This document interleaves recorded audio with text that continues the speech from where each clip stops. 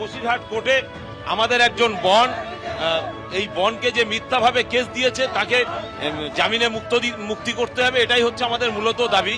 কিন্তু বিষয়টা হচ্ছে সারা রাজ্য জুড়ে যেভাবে তৃণমূলের হারমাত বাহিনী এবং এক শ্রেণীর পুলিশ প্রশাসন তারা যেভাবে আইএসএফ এর ছেলেদেরকে, আইএসএফ এর মেয়েদেরকে, আইএসএফ এর সদস্যদেরকে এবং সদস্যা প্রত্যেকটা মানুষকে যেভাবে হয়রানি করছে, এর বিরুদ্ধেই আজকের আমাদের এখানে প্রোটেস্ট। এবং আমরা এখানে এটাই দাবি করছি যে আইএসএফ এর বিশেষ করে আমাদের এখানে এই যে বনটা অ্যারেস্ট হয়েছে, এই অ্যারেস্ট হওয়া এই যে আয়েশা, এ একটা রোজা করছে, যেটার জন্য ওয়েট করে ধৈর্য ধরে থাকে যে সেই রাতটা কবে আসবে, সেই রাতটায় আমরা ইবাদত করব। আর সেই রোজা রেখেছিল এই আয়েশা বিবি, সেই আয়েশা বিবিকে সেখান থেকে ধরে এনে পুলিশ থানার মধ্যে ইফতার পর্যন্ত করতে দেয়নি।